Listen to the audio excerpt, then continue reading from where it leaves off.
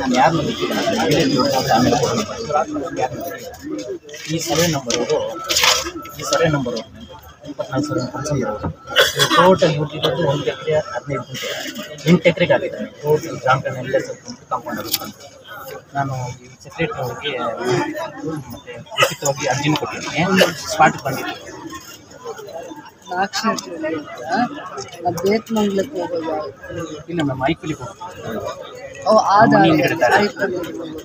ಅಲ್ಲಿ ಒಂದು 10 ಮನೆಗೆ ಕಟ್ಕೊಂಡು ಮಿಕ್ಕಿದ್ದು 3 ಎಕರೆ ಜಾಗ ಐತೆ. ಹಾಗೆ ಗ್ರಾಮ ಠಾಣೆ ಇರೋದು, ಅಲ್ಲೇ ಗ್ರಾಮ ಠಾಣೆ ನಮ್ಮೂರವ್ರು ಅಲ್ಲಿ ಇದ್ದಿದ್ದು ಫಸ್ಟು. ಅವಾಗೇನೋ ಭಯ ಬಿದ್ದು ಈ ಕಡೆ ಬಂದ್ಬಿಟ್ಟಿದೆ. ಈಗ ಆ ಜಾಗ ಬೇರೆಯವರು ಲೆಕ್ಕಾಯಿಸ್ಕೊಂಡು ಈ ಸಾಲ ಸುಮಾರು 1 ಎಕರೆ 15 ಗುಂಟೆ 8 ಎಕರೆಗೆ ಆಗ್ತಾ ಇದೆ. ನಾನು ಅರ್ಜಿ ಕೊಟ್ಟಾಗ ಬಂದರೂ ಸ್ಟಾಪ್ ಮಾಡಿದೆ. ಮತ್ತು ಈಗ ಊರು ದೊಡ್ಡದಾಗಿದೆ, ಎಲ್ಲ ಗಾರ್ಮೆಂಟ್ಸ್ ನಂಬರ್ ತೆರವು ಮಾಡಿಸ್ಬೇಕು. ಗ್ರಾಮ ಠಾಣೆ ಬಡವರಿಗೆ ನಾವು ಕೊಡ್ಬೇಕು. ಈಗಾಗಲೇ ಗ್ರಾಮ ಠಾಣಾ ಅಂತ ಬರ್ತಾ ಇದೆ ಮೇಡಮ್. RTC ಗ್ರಾಮ ಠಾಣಾ ಅಂತ ಬರ್ತಾ ಇದೆ ಈಗಾಗಲೇ. ತೆರವು ಮಾಡಿಸಿ ಕಾಂಪೌಂಡ್ ಹಾಕ್ಬೋದಾದ್ರೆ ತೆರವು ಮಾಡಿಸಿ ಗ್ರಾಮ ಠಾಣಾಗೆ ಇರಲಿ. ಮುಂದೆ ಇನ್ನು ಏನಕ್ಕಾದ್ರೂ ಉಪಯೋಗ ಮಾಡ್ತೀವಿ. ಆಮೇಲೆ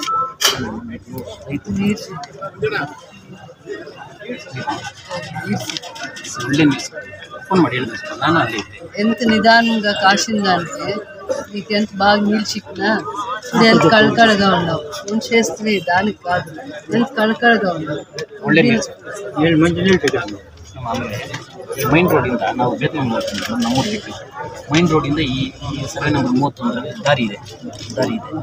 ಆ ಕಡೆ ರೈತರು ಒಂದು 7-8 ಜನ ಇರ್ತಾರೆ. ಇವರಿಗೆಲ್ಲ ಪಾಪ ಅಲ್ಲಿಂದ ಉಟ್ಕೊಂಡು ಬರ್ತಾರೆ ಮೈನ್ ದಾರಿ ಇದ್ಕೊಂಡು. ಆಕಾಶ ದಾರಿ ಇದೆ ಮೇಡಮ್. ಆದ್ರೆ ಈಗ ಅಲ್ಲಿ ದಾರಿ ಇವ್ರು ನನಗೆ ತಿಳಿಸಿಲ್ಲ ಮೇಡಮ್. 2-3 ಟೈಮ್ ಬಂದು ಕೊಟ್ಟಿದ್ದಾರೆ ಅರ್ಜಿ. ಇವ್ರು ಯಾರು ಬಂದಿಲ್ಲ ಸ್ಪಾಟ್ಗೆ, ತಪಾಲಾಗಿ ಕೊಟ್ಟಿದ್ದಾರೆ.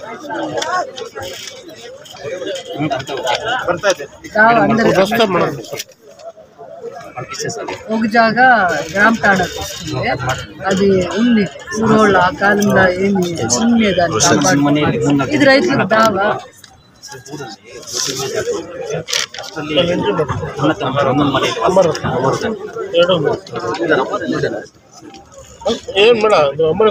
ನಮ್ಮ ಸಮಸ್ಯೆ ಕೂಡ ಒಂದು ಚಿಕ್ಕದು. 3 ವರ್ಷಗಳಿಂದ CM ರಾಜ್ಯಪಾಲರವರೆಗೂ ಹೋಗಿದ್ದೀನಿ, ಆಗ್ಲಿಲ್ಲ. ಅಂತ ಸಮಸ್ಯೆನೂ ಕೂಡ ಕೇಳಿ ನನ್ನ ದಯಾಮರಣ ಕೊಡ್ಲಿಕ್ಕೆ ಇಲ್ಲಿ ಬಂದಿದ್ದೀನಿ. ದಯವಿಟ್ಟು ತಾವೆಲ್ಲರೂ ಈ ಕಾರ್ಯಕ್ರಮದಲ್ಲಿ ಆಗಮಿಸಿರ್ತಕ್ಕಂಥ ನಮಗೆ ಧನ್ಯವಾದ. ರಸ್ತೆ ಮಾಡ್ಕೊಂಡಿಲ್ಲ ಅಂದ್ರೆ ನಮ್ಗೆ ದಯಾಮರಣ ಬದುಕೋದು ಬೇಡ ಅಂತ 3 ವರ್ಷಗಳ ರಾಜ್ಯಪಾಲರು ಕೂಡ ಕೊಟ್ಟಿದ್ದೀವಿ. CM ಸಿದ್ದರಾಮಯ್ಯ ಅವರ ಹತ್ರ ಹೋಗಿದ್ದೀವಿ, ಮನವಿ ಕೊಟ್ಟಿದ್ದೀವಿ. ಆ ರಸ್ತೆ ಬಿಡಿಸ್ಲಿಕ್ಕೆ ಆಗ್ಲಿಲ್ಲ ಅಂದ್ರೆ ನಾವ್ ಇನ್ನು ಬದುಕೋದು ಬೇಡ, ಸಾಕಾಗಿದೆ. 3 ವರ್ಷಗಳಿಂದ ಒಬ್ಬ 80% ಅಂಗವಿಕಲ ನೌಕರ ಅಂಗವಿಕಲ ಮಗುಗೆ ತಗೊಂಡು ಹೋಗಕ್ಕೆ ದಾರಿಗೆ ಬಿಡಿಸಿಲ್ಲ ಅಂದ್ರೆ ನಾವ್ ಏನಕ್ಕೆ ಬದುಕಬೇಕು ಅಂತ. ಬಟ್ ತಾವು ಬಹಳಷ್ಟು ಈ ಕ್ಷೇತ್ರದಲ್ಲಿ ಸಾಧನೆ ಮಾಡಿದ್ದೀರಿ ಅಂತ ನನಗೆ ಬಹಳಷ್ಟು ಸಮಸ್ಯೆ ಸಂತೋಷ ಇದೆ ಮೇಡಮ್. ಸಮಸ್ಯೆ ಬಗ್ಗೆ ನೀವು ಮಾತಾಡ್ತಾ ಇರೋದ್ರ ಬಗ್ಗೆ ನಮ್ಗೆ ಗೌರವ ಇದೆ. ನಿಮ್ ಸಮಸ್ಯೆ ತಗೊಂಡ್ ಬಂದಿಲ್ಲ, ವೈಯಕ್ತಿಕವಾಗಿರೋ ಸಮಸ್ಯೆಯಿಂದ ಬಂದಿಲ್ಲ. ನಮ್ಮ ಮಗಳದು ಮೇಡಮ್, ನಮ್ಮ ಮಗಳ ಮೊಮ್ಮಗನು physical handicraft 80% physical handicraft. Siddaramaiah meeting ಅಲ್ಲಿ ನಾನು ಅಲ್ಲಿ ಹೋಗ್ಲಿಕ್ಕೆ ನಾನು ಎಷ್ಟು ಶ್ರಮ ಪಟ್ಟಿದ್ದೀನಿ ಅಂದ್ರೆ ಆ ಭಗವಂತನಿಗೆ ಅಂಟಿದೆ ಮೇಡಮ್. ಅಲ್ಲಿ ಸಿದ್ದರಾಮಯ್ಯ ಹತ್ರ ಹೋಗೋದಕ್ಕೆ ನಮ್ಮ ಮಗಳನ್ನ ಮೊಮ್ಮಗನ್ನ 80% ಮಗನ ಅವರು ವೇದಿಕೆ ತಗೊಂಡೋಗೋದಕ್ಕೆ ನಾವು ಕೊಟ್ಟಿರೋ ಕಷ್ಟ 3,000 ಅರ್ಜಿಗಳು ಬಂದಿತ್ತು ಮೇಡಮ್. ಸಿದ್ದರಾಮಯ್ಯ ಸಭೆಯಲ್ಲಿ ಆವತ್ತು ಪಟ್ಟಿರೋ ಕಷ್ಟ ಆ ಭಗವಂತನಿಗೆ ಸಾಕದೆ. ನಮಗೂ ಈ ಜೀವನನೇ ಸಾಕಾಗಿದೆ ಮೇಡಮ್. ಅಷ್ಟು ಕಷ್ಟ ಕೊಡ್ತಾ ಇದ್ದಾರೆ. ನಾವು ಕೋರ್ಟ್ಗೆ ಹೋಗಿ ನಾವು ನ್ಯಾಯ ಪಡೆಯಲಿ ಕೂಡ ಬಡವ್ರ ಕೈಯಲ್ಲಿ ಆಗಲ್ಲ ಮೇಡಮ್. ತಾವು ತಮ್ಮ ತಾಲೂಕು ಕಚೇರಿ ಕ್ಷೇತ್ರದ ತಾವೇ ನಮಗೆ ದೇವರು ಅಂತ ನಾವು ಭಾವಿಸಿದ್ದೀವಿ. ನೀವೇ ದಯವಿಟ್ಟು ಇದನ್ನು ಪರಿಹಾರ ಮಾಡಿಕೊಡ್ಬೇಕು. ನಾವು ಕೋರ್ಟ್ಗೆ ಹೋಗಿ ಕೂಡ ನ್ಯಾಯ ಪಡೀಲಿಕ್ಕೆ ನಮ್ಗೆ ಅಷ್ಟು ಶಕ್ತಿ ಇಲ್ಲ ಮೇಡಮ್. ಬಹಳ ಬಡವರು, ನಾವು ಕೂಲಿ ಮಾಡಿ ಜೀವನ ಮಾಡೋಕ್ಕಾಗ್ತಾ ಇದೆ ಅಷ್ಟೇ ಹೊರತು ಅದ್ರ ಮೀರಿ ನಾವು ಕೋರ್ಟ್ಗೆ ಹೋಗಿ ಲಾಯರ್ನಿಟ್ಟು ಅವ್ರಿಗೆ ಫೀಸ್ ಕಟ್ಟಿ ನಾವು ನ್ಯಾಯ ಪಡೀಲಿಕ್ಕೂ ಕೂಡ ಬಡವ್ರ ಕೈಯಲ್ಲಿ ಆಗ್ತಾ ಇಲ್ಲ. ಎಷ್ಟೋ ಜನ ಸತ್ತೋಗ್ತಾ ಇದ್ದಾರೆ ಮೇಡಮ್ ಈ ಕಷ್ಟಗಳಲ್ಲಿ. ರೆವಿನ್ಯೂ ಇಲಾಖೆ ನಡೀತಾ ಇದೆ. ದಯವಿಟ್ಟು ನಮ್ಗೆ ಈ ನ್ಯಾಯ ಕೊಡಿಸ್ಬೇಕು. ದಾರಿ ಅಷ್ಟೇ ಮೇಡಮ್, ದಾರಿ ಮಾತ್ರ. ನೀವು ನಿಮ್ಮ ಮಗಳನ್ನ ಪೋಷಣೆ ಮಾಡಿದ್ದೀರಾ, ಹೌದು ಮೇಡಮ್. ನಿಮ್ಮ ಮಗಳನ್ನ ಮದುವೆ ಮಾಡಿ ಒಂದು ಚಿಕ್ಕ ಮಗು ಅಂಗವಿಕಲ ಮಗು ಹುಟ್ಟಿದೆ, ಅವ್ರು ಮನೆ ತಗೊಳ್ಳೋವಾಗ ದಾರಿ ಇಲ್ಲದೆ ಇರುವಂತ ಜಾಗದಲ್ಲಿ ಮನೆ ತಗೊಂಡೆ, ಅಥವಾ ದಾರಿ ಇತ್ತೇನೋ ಕೊಡೋ ದಾರಿನೂ ಇದೆ ಅಂತ ಹೇಳ್ಕೊಟ್ಬಿಟ್ಟು ಇವಾಗ ದಾರಿ ಮುಚ್ಚಾಕಿದ್ದಾರೆ. ಗ್ರಾಮ ಪಂಚಾಯತಿ PDOನೇ 10 ಅಡಿಗಳ ರಸ್ತೆ ಅಂತ ಈ ಕಥೆ ಕೊಟ್ಟಿದ್ದಾರೆ ಮೇಡಮ್ ನಿಮಗೆ. ಹೌದು ಮೇಡಮ್. ಅದನ್ನ ಕೂಡ ಲೋಕಾಯುಕ್ತರು ಆದೇಶ ಮಾಡಿದ್ದಾರೆ. 10 ಅಡಿಗಳು ನಿನಗೆ ಇದು ಸ್ಟಿಕಾನ್ ಆಗ್ಬೇಕು ಅಂತ PDOಗೆ ರಶ್ಮಿಗೆ ವಾರ್ನಿಂಗ್ ಕೊಟ್ಟಿದ್ದಾರೆ ಲೋಕಾಯುಕ್ತದಲ್ಲಿ. ಇವ್ರು ಬಂದಿದ್ದು ಲೋಕಾಯುಕ್ತ ಕಚೇರಿಗೆ, ಇವ್ರು ಸಮಕ್ಷಮದಲ್ಲಿ ನಾವು ಲೋಕಾಯುಕ್ತ ಕಚೇರಿಯಲ್ಲಿ ಚರ್ಚೆ ಆಯ್ತು, ಆದ್ರೂ ಆಗ್ಲಿಲ್ಲ. ತಾವು 1 ವಾರದಲ್ಲಿ ಬರ್ತೀವಿ ಅಂತ ಹೇಳಿ 3 ತಿಂಗಳಾಯ್ತು, 6 ತಿಂಗಳಾಯ್ತು, ವರ್ಷಗಳು ಆಯ್ತು ಮೇಡಮ್. ಈಗ 3 ವರ್ಷಗಳಾಗಿದೆ ಮೇಡಮ್. ನಮ್ಮ ಈ ಕಷ್ಟಕ್ಕೆ ನಾವು ಸುತ್ತಾಡಿ ಅವರು ಕೂಡ ಇವಾಗ ಹಾಸ್ಪಿಟ್ಲಲ್ಲಿ ಇದ್ದಾರೆ. ಇಲ್ಲಾಂದ್ರೆ ಆ ಮಗುನ್ ತಗೊಂಡು ಬಂದು ಇಲ್ಲಿ ಟೇಬಲ್ ಮೇಲೆ ಸಾಯಿಸ್ಬಿಡಿ, ಗೊತ್ತೋದ್ ಬೇಡ ಅಂತ ನಾವು ಡಿಸೈಡ್ ಮಾಡಿದೀವಿ. ಅವ್ರು ಹಾಸ್ಪಿಟ್ಲ್ ಇರೋದಕ್ಕೋಸ್ಕರ ನಾನ್ ಬಂದಿದ್ದೀನಿ ಮೇಡಮ್. ಅಷ್ಟು ಕಷ್ಟ ಆಗಿದೆ ಮೇಡಮ್, ಯಾರಿಗೆ ಕಷ್ಟ ಬಹಳ ನಾವು ಜೀವನ ಸಾಕಾಗಿದೆ ಮೇಡಮ್. ನಿಜವಾಗ್ಲೂ ದಯವಿಟ್ಟು ಈ ಸಮಸ್ಯೆ ಪರಿಹಾರ ಮಾಡಿ. ನಾನು ಉಸಿರಿರೋವರೆಗೂ ನಾನು ಹೋರಾಡ್ತೀನಿ. ನಾನು ಯಾವ್ದಾದ್ರು ತಲೆನಲ್ಲಿ ಹಾಕೊಂಡ್ಬಿಟ್ರೆ ಸಾಯ್ಬೇಕಿಲ್ಲ, ಸಮಸ್ಯೆ ಪರಿಹಾರ ಆಗ್ಬೇಕು. ನನ್ನ ಜೀವನ ಅಂತದ್ದು ಮೇಡಮ್. ದಯವಿಟ್ಟು ಇದನ್ನ ಪರಿಹಾರ ಮಾಡಿಕೊಟ್ರೆ ಈ ಕ್ಷೇತ್ರದಲ್ಲಿ ನಿಮ್ಮ ಮಗು ತರ ನಾನು ಸೇವೆ ಮಾಡ್ತೀನಿ. ಪಂಚಾಯತಿ ವ್ಯಾಪ್ತಿಗೆ ಬರುತ್ತೆ ಅದು. ನೀವು ಪೊಲೀಸ್ ಡಿಪಾರ್ಟ್ಮೆಂಟ್ ಇದ್ರು ಸರ್ವೆ ಅವ್ರನ್ನ ಕರ್ಕೊಂಡು ಹೋಗ್ಬೇಕಾಗತ್ತ ನೋಡಿ. ಹೋಗುವಾಗ ಒಂದ್ಸತಿ ರೆವಿನ್ಯೂ ಅವ್ರನ್ನ ನಿಮ್ ಜೊತೆ ಕರ್ಕೊಂಡು ನಾಳೆ ನಾಡಿದ್ದಲ್ಲಿ ನನ್ನ ರಿಪೋರ್ಟ್ ತಗೊಂಡು ಹೇಗೆ ದಾರಿ ಬಿಡಿಸ್ಬೋದು, ಎಷ್ಟು ಮನೆ ಇದೆ, ಇವ್ರು ಅಲ್ಲಿ ಮನೆ ಎಲ್ಲಿ ತಗೊಂಡಿದ್ದಾರೆ ಅಂತ ಈ ಪತ್ರ ವಾಪಸ್ ತಗೊಂಡು ನನ್ನ ಮೇಲೆ ನಂಬಿಕೆ ಇಲ್ಲ ಅಂದ್ರೆ, ನಿಮ್ಗೆ ಶಾಸಕರ ಮೇಲೆ ನಂಬಿಕೆ ಇಲ್ಲ ಅಂದ್ರೆ, ನಮ್ಮ ವ್ಯವಸ್ಥೆ ಬಗ್ಗೆ ನಾವು ಕೆಲಸ ಹೇಗ್ ಮಾಡ್ತೀವಿ ಆ ಕಾರ್ಯವೈಖರಿ ಬಗ್ಗೆ ನಂಬಿಕೆ ಇಲ್ಲ ಅಂದ್ರೆ ಅವತ್ತು ಈ ಲೆಟರ್ ಕೊಡಿ. ದಯಾಮರಣ ಅವತ್ ಕೇಳಿ, ತಹಸೀಲ್ದಾರ್ಗೆ ಅವತ್ ಕೇಳಿ. ನಮ್ಮ ಕಾಲಾವಕಾಶ ನೀವು ಎಷ್ಟು ಕಾಲಾವಕಾಶ ಕೇಳಿದ್ರೆ ಅಷ್ಟು ಕೊಡ್ತೀವಿ. ನಾನ್ ನಿಮ್ಗೆ ಹೇಳ್ತಾ ಇದ್ದೀನಿ, ನಿಮಗೆ ಶಾಸಕರ ಕೆಲಸದ ಬಗ್ಗೆ ನಂಬಿಕೆ ಇಲ್ಲ ಅಂದ್ರೆ ತಹಸೀಲ್ದಾರ್ನ ಅಡ್ರೆಸ್ ಮಾಡಿದ್ದೀರಾ, ತಹಸೀಲ್ದಾರ್ಗೆ ಅಡ್ರೆಸ್ ಮಾಡಿ. ಯಾಕಂದ್ರೆ ದಯಮಾನ ಅಧಿಕಾರಿ ಅವರೇ ಅಲ್ಲ ಮೇಡಮ್, ದಯಮಾನ ಅಧಿಕಾರಿ ಸಮಸ್ಯೆಯಿಂದ ಬಂದಿರೋದು ಮೊಮ್ಮಗುಗೆ ನೋವಾಗ್ತಾ ಇದೆ, ದಾರಿ ಇಲ್ಲ, ಟ್ರೀಟ್ಮೆಂಟ್ಗೆ ಒಂದು ಕಾರು ಆಟೋನೋ ಆ ಜಾಗದಲ್ಲಿ ಓಡಾಡ್ಬೇಕಂದ್ರೆ ಅವಕಾಶ ಮಾಡ್ತಾ ಇಲ್ಲ. ಮನೆ ತಗೊಳ್ಳೋರ್ಗು ಎಲ್ಲ ಇತ್ತು, ಪಂಚಾಯತಿಯಲ್ಲೂ 10 ಅಡಿ ದಾರಿ ಇತ್ತು. ಮನೆ ತಗೊಂಡಾದ್ಮೇಲೆ ದಾರಿ ಇಲ್ಲ, ಅದೇ ನಿಮಗ್ ನೋವು ಕೊಟ್ಟಿರೋದು ಜಾಸ್ತಿ, ಹೌದಲ್ವಾ? CM ಅವ್ರಿಗೂ ಹೋದಾಗೂ ನಿಮ್ಗೆ ಅದೇ ಬಾಧೆಯಿಂದ ಹೋಗಿದೆ, ಅದಕ್ಕೆ ದಾರಿ ಹುಡುಕ್ತಾರೆ. 2 ದಿನದ ಮೇಲೆ ಸಮಯ ತಗೊಂಡ್ಬೇಕು, 2-3 ದಿನದಲ್ಲಿ ದಾರಿ ಹುಡುಕಿ ಏನಿದೆ ಅಂತ. ವಿಶೇಷವಾಗಿರೋ ಪ್ರಕರಣ ಅಂತ ತಗೊಂಡು ಅವರಿಗೆ 3 ಇಲಾಖೆಯವರು, ನೀವು ಪೊಲೀಸ್ ಇಲಾಖೆಯವರು ಮತ್ತೆ ಪಂಚಾಯತಿ, ನೀವು 3 ಜನ ಹೋಗಿ ಯಾಕೆ ನಾವು ದಾರಿ ಕೊಡೋಕ್ಕಾಗಲ್ಲ, ದಾರಿ ಹುಡುಕಿ ಅದಕ್ಕೆ ಪರಿಹಾರನೂ ಹುಡ್ಕೊಳ್ಳಿ. ಮಾಡಬಾರ್ದು ಅಂತ ನೀವೇ ಸಮಾಜಕ್ಕೆ ಕಷ್ಟದಿಂದ ಬಂದಿರೋರು ಒಂದು ಪ್ರಯತ್ನದಲ್ಲಿ ನಾನು ಯಶಸ್ವಿ ಆಗಿದ್ದೀನಿ ಅನ್ನೋ ಮೆಸೇಜ್ ಕೊಡ್ಬೇಕೇ ಬಿಟ್ರೆ, ನೀವೇ ಸಾಕಿರೋ ಮಕ್ಕಳನ್ನ, ನೀವು ಕಾಪಾಡಿರೋ ಮಕ್ಕಳನ್ನ ಈ ರೀತಿ ಆಲೋಚನೆ ಮಾಡೋದು ಬಹಳ ತಪ್ಪು. ಇಷ್ಟು ಅನುಭವ ಇರೋ ವ್ಯವಸ್ಥೆ 100 ವ್ಯವಸ್ಥೆ ಮೆಟ್ಟು ನಿಲ್ಲುವಂತವ್ರು ಆಗ್ಬೇಕು. ಗೊತ್ತು ಮೇಡಮ್, ಎಲ್ಲ ಗೊತ್ತು ಮೇಡಮ್. ಭಾವಚಿತ್ರದಲ್ಲಿ ಆಗ್ಲಿ 2 ದಿನ ಕಾಲಾವಕಾಶ ಮೇಡಮ್ ಅವರೇ ನೋಡಿ, ಮೇಡಮ್ ಅವರೇ 10 ದಿನದಲ್ಲಿ ಸಾಲ್ವ್ ಮಾಡ್ತೀನಿ ಅಂತ ಹೇಳಿ ಮೇಡಮ್ ಕೈಲಿ ಕೂಡ ಆಗ್ತಾ ಇಲ್ಲ ಅಂದ್ರೆ ಏನು ಅವ್ರು ಇವ್ರಿಗೆ ಮಿಂಚಿದವರು ಅವರು ಅಂತ ನನ್ಗೆ ಅರ್ಥ ಆಗಿಲ್ಲ. ಆಯ್ತು, ನಾವು 2-3 ದಿನದಲ್ಲಿ ನಾವೇ ಅಲ್ಲಿ ಬರೋ ಪ್ರಯತ್ನ ಮಾಡಿ ಬಗೆಹರಿಸ್ತೀವಿ. ನಮಸ್ಕಾರ. ಮೊದಲನೇದಾಗಿ ಈ ಕುಂದುಕೊರತೆ ಸಭೆಗೆ ಈ ಐಡಿಯಾ ಕೊಟ್ಟಿರೋ ನಮ್ಮ ಮಾನ್ಯ ಶಾಸಕರಿಗೆ ನಾನು ಅಭಿನಂದನೆ ಸಲ್ಲಿಸ್ತಾ, ತಾಲೂಕು ವತಿಯಿಂದ ನಡೆದಿರ್ತಕ್ಕಂಥ ಎಲ್ಲ ಡಿಪಾರ್ಟ್ಮೆಂಟ್ ನ ಅಧಿಕಾರಿಗಳು ಇಲ್ಲಿ ಹಾಜರಾಗಿದ್ದಾರೆ. ಸೊ ಇದು ಮುಖ್ಯ ಉದ್ದೇಶ ಏನಂದ್ರೆ, ಸಭೆ ಹೆಸರೇ ಸೂಚಿಸಿದಂಗೆ ಕುಂದುಕೊರತೆ ಸಭೆ. ಇದು ಜನರಲ್ಲಿ ಇರುವಂತಹ ಕುಂದುಕೊರತೆಗಳನ್ನ ಅತ್ಯಂತ ತ್ವರಿತವಾಗಿ ವಿಲಯ ಮಾಡೋ ಒಂದು ಉದ್ದೇಶ ಇಟ್ಕೊಂಡು ಈ ಸಭೆಯನ್ನ ಹಮ್ಮಿಕೊಂಡಿದ್ದೀವಿ. ಆದ್ರಿಂದ ಸಾರ್ವಜನಿಕರಲ್ಲಿ ನಾನೊಂದು ಮನವಿ ಮಾಡೋದೇನೆಂದ್ರೆ, ತಮ್ದೇನೇನು ಕುಂದುಕೊರತೆಗಳ ಬಗ್ಗೆ ಇದೆ, ನೀವು ಕೊಡೋ ಅಪ್ಲಿಕೇಶನ್ಗಳನ್ನ ಒಂದು ಲೈನ್ ಆಗಿ ಈ ಕಡೆ ಬಂದು ಸೊ ಶಾಸಕರಲ್ಲಿ ನೀಡಿದಾಗ ಕಂದಾಯ ಇಲಾಖೆಗೆ ಸಂಬಂಧಪಟ್ಟ ಯಾವುದೇ ಕುಂದುಕೊರತೆ ಇದ್ರು ನಾವು ಅದನ್ನ ಟೈಮ್ ಬೌಂಡ್ ಆಗಿ ನಾವು ಅದನ್ನ ವಿಲೆಗೊಳಿಸಿ ಮುಂದಿನ ಸಭೆ ಇದೇ ರೀತಿ ಮುಂದಿನ ತಿಂಗಳು ಹಮ್ಕೋತೀವಿ. ಅದು ಒಂದು 29-30ನೇ ತಾರೀಕು ಹಂಗೆ ಇರುತ್ತೆ. ಅಷ್ಟರೊಳಗೆ ಈ ದಿವಸ ನೀವು ನೀಡಿರೋ ಅರ್ಜಿಗಳ ಬಗ್ಗೆ ಏನ್ ಆಕ್ಷನ್ ತಗೊಂಡಿದೀವಿ ಅನ್ನೋದು ನೆಕ್ಸ್ಟ್ ಮೀಟಿಂಗ್ ಅಲ್ಲಿ ನಾವು ಅಪ್ಡೇಟ್ ಮಾಡ್ತೀವಿ. ಸೊ ಎಲ್ಲ ರೈಟಿಂಗ್ ಅಲ್ಲಿ ನಾವು ಅದನ್ನ ಪ್ರೋಸೆಸ್ ಮಾಡ್ತೀವಿ. ಸೊ ತ್ವರಿತಗತಿಯಲ್ಲಿ ನಾವು ಮಾಡೋ ಒಂದು ಇದನ್ನ ಇಟ್ಕೊಂಡಿದ್ದೀವಿ. ರೆವಿನ್ಯೂ ಇಲಾಖೆಯಲ್ಲಿ ಬರುವಂತ ಮೈನ್ ಇಶ್ಯೂಸ್ ಅಂದ್ರೆ ಲ್ಯಾಂಡ್ ಅಲಾಟ್ಮೆಂಟ್ಗಳು ಇರ್ಬೋದು, ಈ ಸರ್ಟಿಫಿಕೇಟ್ಸ್ಗಳು ಇರ್ಬೋದು, ಈ ತರ ವಿವಿಧ ಸೌಲಭ್ಯಗಳು ನೀಡುವಲ್ಲಿ ಆಗಿರುವ ಒಂದು ಕುಂದುಕೊರತೆಗಳನ್ನ ನಮ್ಮ ಇಲಾಖೆ ವತಿಯಿಂದ ಏನ್ ಕ್ರಮ ಕೈಗೊಳ್ಬೇಕು ಅದಕ್ಕೆ ನಾವು ಇದನ್ನ ಮಾಡ್ತೀವಿ ಅಂತ ಇಷ್ಟಪಡ್ತೇನೆ. ಜನಸ್ಪಂದನ ಕಾರ್ಯಕ್ರಮನ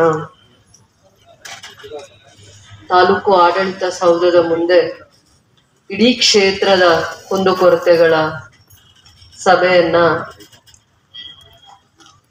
ಆಯೋಜನೆ ಮಾಡಿದೀವಿ. ಇಲಾಖೆವಾರು ಕಂದಾಯ ಇಲಾಖೆ ಇರ್ಬೋದು, ಆರೋಗ್ಯ ಇಲಾಖೆ ಇರ್ಬೋದು, ಆಹಾರ ಇಲಾಖೆ ಇರ್ಬೋದು,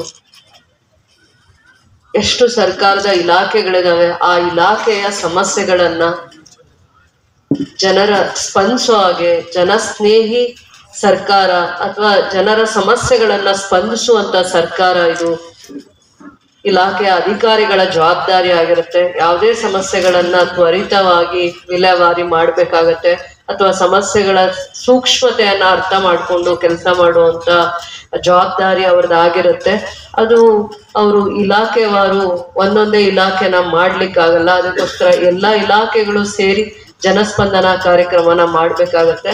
ಆ ಜನಸ್ಪಂದನ ಕಾರ್ಯಕ್ರಮದಲ್ಲಿ ಇಡೀ ಕ್ಷೇತ್ರದಲ್ಲಿ ಏನೇನ್ ಸಮಸ್ಯೆ ಇದೆ, ಅತಿ ಸೂಕ್ಷ್ಮವಾಗಿರುವಂತ ಸಮಸ್ಯೆಗಳು ಕಂದಾಯ ಇಲಾಖೆಗೆ ಸಂಬಂಧಪಟ್ಟಿರೋದೇ ಆಗಿರ್ಬೋದು, ಅದನ್ನ ಬಗೆಹರಿಸಕ್ ಆಗಿದೆಯಾ 1 ವಾರದಲ್ಲಿ, 10 ದಿನದಲ್ಲಿ ಅಥವಾ 1 ತಿಂಗಳಲ್ಲಿ ಈ ಸಮಸ್ಯೆಗಳನ್ನ ಬಗೆಹರಿಸ್ಲಿಕ್ಕೆ ಆಗಿದೆಯಾ, ಆಗದೆ ಇದ್ದಾಗ ಯಾವ ಕಾರಣದಿಂದ ಆ ಸಮಸ್ಯೆಗಳನ್ನ ಬಗೆಹರಿಸಕ್ ಆಗಿಲ್ಲ, ಲಿಖಿತ ರೂಪದಲ್ಲಿ ಇವರು ಯಾರೇ ಒಬ್ರು ಇವತ್ತು ಬಂದು ಸಮಸ್ಯೆಯ ಬಗ್ಗೆ ಬೆಳಕು ಚೆಲ್ಲಿದಾಗ, ಸಮಸ್ಯೆಯ ಸೂಕ್ಷ್ಮತೆ ಬಗ್ಗೆ ಅರಿವು ಮೂಡಿಸಿದಾಗ ಅದನ್ನ ಇವರು ಎಷ್ಟು ದಿನದಲ್ಲಿ ಇಲ್ಲಿಂದ ಸಮಸ್ಯೆ ಬಗೆಹರಿಸ್ತಾರ ಅಥವಾ ನೇರವಾಗಿ ಹಳ್ಳಿಗಳಿಗೆ ಭೇಟಿ ನೀಡಿ ಆ ಸಮಸ್ಯೆಯ ಸೂಕ್ಷ್ಮತೆನ ಅರ್ಥ ಮಾಡ್ಕೊಂಡು ಕೆಲಸ ಮಾಡ್ತಾರ ಅನ್ನುವಂಥ ವಿಚಾರದ ಬಗ್ಗೆ ಇದು ಕುಂದುಕೊರತೆಗಳ ಸಭೆ ಆಗಿದೆ. ಕೆಲವೊಂದು ಸಮಸ್ಯೆಗಳು ಇಲ್ಲಿ ಜನಸ್ಪಂದನ ಕಾರ್ಯಕ್ರಮದಲ್ಲಿ ಯಾರು ಮಾಹಿತಿ ಕೊಟ್ಟು ಆ ಸಮಸ್ಯೆಗಳಿಗೆ ಕಂದಾಯ ಇಲಾಖೆ ಜೊತೆ ಕೆಲವೊಂದು ಸಮಸ್ಯೆಗಳಿಗೆ ನಾನೇ ಭೇಟಿ ನೀಡಿ ಆ ಹಳ್ಳಿಗಳಿಗೆ ಭಾಗಿಯಾಗಿ ನಾವು ಆ ಸಮಸ್ಯೆಗಳನ್ನ ಬಗೆಹರಿಸುವಂತ ಪ್ರಯತ್ನ ಮಾಡಿದೀವಿ. ಎಲ್ಲಾನು ಅಚ್ಚುಕಟ್ಟಾಗೆ ಮಾಡಿದೀವಿ ಅಂತಲ್ಲ, ಇನ್ನೂ ಕೆಲವೊಂದು ಎಷ್ಟೋ ಲೋಪದೋಷಗಳಾಗಿರುತ್ತೆ, ಅದನ್ನು ಕೂಡ ಬಗೆಹರಿಸ್ಕೊಂಡು ಹೋಗುವಂತದ್ದು ಆಗ್ಬೇಕು. ಇಲಾಖಾವಾರು ಇಲ್ಲಿ ಯಾಕೆ ಕೂರಿಸ್ತೀವಿ ಅಂದ್ರೆ, ಇಲ್ಲ ಎಷ್ಟೋ ಜನ ದೂರದ ಊರುಗಳಿಂದ ಬರ್ತಾರೆ, ಸರಿಯಾದ ಸಮಯಕ್ಕೆ ಕೆಲವೊಂದ್ಸತಿ ಅಧಿಕಾರಿಗಳು ಸಿಕ್ಕಿರಲ್ಲ, 1 ಸತಿ 2 ಸತಿ ಪ್ರಯತ್ನ ಮಾಡಿ ಮತ್ತೆ ಅವರು ಬಹಳ ಬೇಸರದಿಂದ ಏನಪ್ಪಾ ನಾನು 2 ಸತಿ 3 ಸತಿ ನಾನು ಇಲಾಖಾ ಅಧಿಕಾರಿಗಳನ್ನ ಹುಡ್ಕೊಂಡು ಹೋದೆ, ಕೆಲಸ ಆಗ್ಲಿಲ್ಲ ನಮ್ದು, ನಾನು ದೂರ್ ಕೊಡ್ತಾ ಇದ್ದೀನಿ ಅಂತಂದ್ಬಿಟ್ಟು ಅವಾಗ ನಾವು ನಿಮ್ಗೆ ಉತ್ತರ ಕೊಡ್ಬೇಕಾಗತ್ತೆ. 10ನೇ ಸತಿ ದೂರ್ ಕೊಟ್ರು ಸಮಸ್ಯೆ ಹೋಗಿ ಕೋರ್ಟ್ ಅಲ್ಲಿ ಇದ್ದಾಗ ಅಥವಾ ಸಮಸ್ಯೆ ತಕರಾರೇ ಇದ್ದು ಉದ್ದೇಶಪೂರ್ವಕವಾಗಿ ಅದು ಬಗೆಹರಿಲೇಬಾರ್ದು ಅನ್ನೋಂತ ಉದ್ದೇಶ ಇದ್ದಾಗ ನೀವೇ ದಾರಿನೂ ಹುಡ್ಕೊಂಡ್ ಬರ್ಬೇಕಾಗತ್ತೆ. ಕೆಲವೊಂದು ನಮ್ಮ ಇತಿಮಿತಿಗಿರುತ್ತೆ, ಶಾಸಕರ ಇತಿಮಿತಿಗೆ, ತಾಲೂಕ್ ದಂಡಾಧಿಕಾರಿಗಳ ಇತಿಮಿತಿಗೆ, ಇಲಾಖೆವಾರು ಯಾರ್ಯಾರು ಇರ್ತಾರೆ ಅವ್ರಿಗೆ ಗೊತ್ತಿಲ್ಲದೆ ಇರುವಂತ ಸಮಸ್ಯೆಗಳನ್ನ ತಿಳಿಸಿ ಅರ್ಥ ಮಾಡಿಸಿ ನೀವು ನಿಮ್ ಸಮಸ್ಯೆಗಳನ್ನ ಬಗೆಹರಿಸ್ಕೋಬೇಕು. ಕೆಲವೊಂದನ್ನ ಜ್ವಲಂತವಾಗಿರುವಂತ ಸಮಸ್ಯೆಗಳನ್ನ ನಾವು ಖಂಡಿತವಾಗೂ ಬಗೆಹರಿಸ್ಲಿಲ್ಲ ಅಂತಂದ್ರೆ ನೀವು ಪ್ರಶ್ನೆ ಮಾಡ್ಬೇಕಾಗತ್ತೆ. ಅಥವಾ ಮಾಧ್ಯಮದವ್ರು ನಮ್ಮ ಮುಂದೆ ಇರ್ತಾರೆ, ಅವರು ಕೂಡ ಇವತ್ತಲ್ಲ ನಾಳೆ ಅದನ್ನ ಪ್ರಶ್ನೆ ಮಾಡೇ ಕೇಳ್ತಾರೆ, ಇದು ಎಷ್ಟನೇ ಜನಸ್ಪಂದನ, ಎಷ್ಟು ಸಮಸ್ಯೆಗಳು ಬಗೆಹರಿದಿದಾವೆ, ಎಷ್ಟು ದೂರುಗಳನ್ನ ನೀವು ಸ್ವೀಕರಿಸಿದೀರಾ, ಎಷ್ಟು ಕಾಲಾವಕಾಶದಲ್ಲಿ ಆ ದೂರುಗಳಿಗೆ ಸಮಸ್ಯೆಗಳಿಗೆ ಪರಿಹಾರವನ್ನು ಹುಡುಕಿದೀರಾ ಅಂತ ಅನ್ನೋಂಥ ಜವಾಬ್ದಾರಿ ಕೆಲಸನು ಹೇಗ್ ಮಾಡಿದೀರಾ ಅಂತ ಅಂದ್ಬಿಟ್ಟು ಇದು ನಮಗೆ ರೂಢಿಯಾಗಿದ್ದು, ಸರ್ಕಾರ ಅಧಿಕಾರಕ್ಕೆ ಬಂದಾದ್ಮೇಲೆ ಮಾನ್ಯ ಮುಖ್ಯಮಂತ್ರಿಗಳು ರಾಜ್ಯದ ಸಮಸ್ಯೆಗಳನ್ನ ಯಾವಾಗ್ಲೂ ಪ್ರತಿ 3 ತಿಂಗಳಿಗೆ 1 ಸತಿ ನಾವು ಜನಸ್ಪಂದನ ಸಮಸ್ಯೆಗಳನ್ನ ರಾಜ್ಯದ ಸಮಸ್ಯೆಗಳಲ್ಲಿ ಮುಖ್ಯಮಂತ್ರಿಗಳು ಮತ್ತೆ ಜಿಲ್ಲಾ ಹಂತದಲ್ಲಿ ಉಸ್ತುವಾರಿ ಮಂತ್ರಿಗಳು ಮತ್ತೆ ತಾಲೂಕು ಹಂತದಲ್ಲಿ ಶಾಸಕರ ಅಧ್ಯಕ್ಷತೆಯಲ್ಲಿ ಜನಸ್ಪಂದನ ಕಾರ್ಯಕ್ರಮ ಅಲ್ಲ, ಜನರ ಕುಂದುಕೊರತೆಗಳ ಸಮಸ್ಯೆಗಳನ್ನ ಬಗೆಹರಿಸುವಂತ ಜನಸ್ಪಂದನ ಮಾಡ್ಬೇಕು ಅನ್ನುವಂಥದ್ದು ಒಂದು ಸರ್ಕಾರದ ಉದ್ದೇಶ ಆಗಿರುತ್ತೆ, ಮುಖ್ಯಮಂತ್ರಿಗಳ ಉದ್ದೇಶ ಆಗಿರುತ್ತೆ. ನಾವು ಕೆಲವೊಂದು ಕಾರ್ಯಕ್ರಮಗಳನ್ನ ಸರ್ಕಾರದಿಂದಾನೇ ಕೆಲವೊಂದು ಕಾರ್ಯಕ್ರಮಗಳನ್ನ ಯೋಗ್ಯವಾಗಿರುವಂತ ಕಾರ್ಯಕ್ರಮಗಳನ್ನ ಅರ್ಥಪೂರ್ಣವಾಗಿರುವಂತ ಕಾರ್ಯಕ್ರಮಗಳನ್ನ ಜನರ ಮಧ್ಯೆ, ರೈತರ ಮಧ್ಯೆ, ಹೆಣ್ಮಕ್ಳ ಮಧ್ಯೆ ಕೊಟ್ಟಿದೀವಿ ಅಂತ ಅಂದ್ಬಿಟ್ಟು ನಾವು ಅಷ್ಟೇ ಕಾರ್ಯಕ್ರಮಗಳ ಜೊತೆಯಲ್ಲಿ ಬೇರೆ ಸಮಸ್ಯೆಗಳಿಗೆ ಸ್ಪಂದಿಸಿದೀವಾ ಇಲ್ವಾ ಅನ್ನೋವಂಥದ್ದನ್ನ ಇವತ್ತು ಇದು ಕುಂದುಕೊರತೆಗಳ ಸಭೆಯಲ್ಲಿ ಚರ್ಚೆ ಆಗತ್ತೆ. ಕೆಲವೊಂದು ಕಾರ್ಯಕ್ರಮಗಳನ್ನ ನಾವು ಕೊಟ್ಟಿದೀವಿ, ಅದು ಮಹಿಳಾ ಮತ್ತು ಮಕ್ಕಳ ಅಭಿವೃದ್ಧಿ ಇಲಾಖೆಯಿಂದ ಈವರೆಗೂ ಕೂಡ 47,575 ಫಲಾನುಭವಿಗಳಿಗೆ ಈವರೆಗೂ 20 ತಿಂಗಳವರೆಗೂ 166 ಕೋಟಿ ಅನುದಾನನ ಅವ್ರಿಗೆ DPT ಮುಖಾಂತರ ಈವರೆಗೂ ಸರ್ಕಾರ ಮೇ ತಿಂಗಳ ಕೊನೆವರೆಗೂ ಕೂಡ 2,000 ಹೆಣ್ಮಕ್ಳಿಗೆ ಏನು ನಾವು ಹೆಣ್ಮಕ್ಳಿಗೆ ಗೃಹಲಕ್ಷ್ಮಿ ಯೋಜನೆಯಲ್ಲಿ ಏನು ಯೋಜನೆಯನ್ನ ನಾವು ತಂದಿದ್ವಿ 20 ತಿಂಗಳದು ಪ್ರತಿಯೊಂದು ಹೆಣ್ಮಗುಗೂ ನಾವು DPT ಮುಖಾಂತರ ಹಣ ವರ್ಗಾವಣೆ ಮಾಡಿದ್ವಿ. ಒಂದು ತಿಂಗಳಿಗೆ KGF ಕ್ಷೇತ್ರದಲ್ಲಿ 47,500 ಜನ ಹೆಣ್ಮಕ್ಳು ಇದರ ಲಾಭವನ್ನ ಪಡಿತಾ ಇದ್ದಾರೆ, ಫಲಾನುಭವಿಗಳಾಗಿದ್ದಾರೆ. 20 ತಿಂಗಳಲ್ಲಿ 2,000 ತಗೊಂಡಿದ್ದಾರೆ ಅಂತಂದ್ರೆ ನೀವೇ ಯೋಚನೆ ಮಾಡಿ. ಅದೆಲ್ಲ ಅಕೌಂಟಬಿಲಿಟಿ, ಇದ್ಯಾವುದು ಕೂಡ ನೇರವಾಗಿ ಯಾವ ಇಲಾಖೆಗೂ ಬರಲ್ಲ. ಸರ್ಕಾರ ಅವರ ಒಂದು ಆಧಾರ್ ಲಿಂಕ್ ನ ಮತ್ತೆ ರೇಷನ್ ಕಾರ್ಡ್ ಡೀಟೇಲ್ಸ್ ನ ತಗೊಂಡು ನೇರವಾಗಿ ಫಲಾನುಭವಿಗಳಿಗೆ ಇವತ್ತವರೆಗೂ ಕೂಡ ಸರ್ಕಾರ ಅಭಿವೃದ್ಧಿ ಜೊತೆಯಲ್ಲಿ ಎಷ್ಟು ಜನ ಕುಟುಂಬಗಳನ್ನ ಪೋಷಣೆ ಮಾಡ್ತಾ ಇದೆ, ರಕ್ಷಣೆ ಮಾಡ್ತಾ ಇದೆ ಅನ್ನೋದಂತ ದೂರದೃಷ್ಟಿ. ಈ 50-60 ವರ್ಷಗಳಲ್ಲಿ ಸ್ವತಂತ್ರ ಬಂದ ನಂತರ ಒಂದೊಂದು ತಾಲೂಕ್ನಲ್ಲಿರುವಂತ ಬಡ ಹೆಣ್ಮಕ್ಳಿಗೆ ಒಂದು ತಾಲೂಕಿಗೆ 166 ಕೋಟಿ ಅಷ್ಟು ಅನುದಾನನ ಒಂದು ಕ್ಷೇತ್ರಕ್ಕೆ, ಒಂದು ತಾಲೂಕುವಾರು ಅಥವಾ ಒಂದು ಕ್ಷೇತ್ರವಾರು ಇಷ್ಟು ಅನುದಾನನ ನಿಗದಿ ಮಾಡಿದ್ದಾರೆ ಅಂದ್ರೆ ಆಲೋಚನೆ ಮಾಡಿ. ಸರ್ಕಾರದ ಚಿಂತನೆ ಏನಿದೆ, ದೂರದೃಷ್ಟಿ ಏನಿದೆ, ಅವರ ವಿಚಾರವಂತಿಕೆ ಹೇಗಿದೆ ಅಂದ್ರೆ ಹೆಣ್ಮಕ್ಳಿಗೆ ನಾವು ಗೌರವ ಕೊಡೋದ್ರ ಜೊತೆಯಲ್ಲಿ ಅವ್ರನ್ನ ಆರ್ಥಿಕವಾಗಿ ಸದೃಢರನ್ನ ಮಾಡ್ಬೇಕು, ಅವರಿಗೆ ಶಕ್ತಿ ತುಂಬಬೇಕು, ಗೌರವ ಕೊಡ್ಬೇಕು ಅಂತ ಅಂದ್ಬಿಟ್ಟು ಹತ್ತತ್ರ 150 ಕೋಟಿ ಮೇಲೆ KGF ಕ್ಷೇತ್ರಕ್ಕೆ ಅನುದಾನ ಬಂದಿದೆ. ಸ್ಟಾಟಿಸ್ಟಿಕ್ಸ್ ನ ಕೊಟ್ಟಿದ್ದಾರೆ. 20 ತಿಂಗಳನ್ನ DPT ಮಾಡಿದ್ದಾರೆ. ಪ್ರತಿಯೊಂದು ಹೆಣ್ಮಗುಗೂ ನೇರವಾಗಿ ಅವ್ರ ಖಾತೆಗೆ DPT ಮಾಡಿದ್ದಾರೆ. ಎಷ್ಟು ಅನುದಾನ ಬಂದಿದೆ KGF ಕ್ಷೇತ್ರಕ್ಕೆ, ಎಷ್ಟು ಜನ ಫಲಾನುಭವಿಗಳು ಅದರ ಲಾಭ ಪಡೆದಿದ್ದಾರೆ ಅಂದ್ರೆ 47,000 ಜನ ಹೆಣ್ಮಕ್ಳು ಅಂದ್ರೆ ಹತ್ತತ್ರ 50,000 ಜನ ಹೆಣ್ಮಕ್ಳಿಗೆ ಬಂದಿದೆ. 166 ಕೋಟಿ ಅಷ್ಟು. ಅದೇ ರೀತಿ ಶಕ್ತಿ ಯೋಜನೆ ಲಾಭದ ಕಾರ್ಯಕ್ರಮನ ಮಾಡಿದೀವಿ, ಎಷ್ಟು ಜನ ಹೆಣ್ಮಕ್ಳು ಇದರ ಲಾಭ ಪಡೆದಿದ್ದಾರೆ ಅಂತ ಅಂದ್ಬಿಟ್ಟು.